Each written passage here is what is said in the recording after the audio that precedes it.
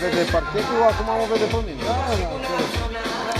Dar se crește imaginea din stânga pe bagă în dreapta. Dar are și pe față și pe spate camera.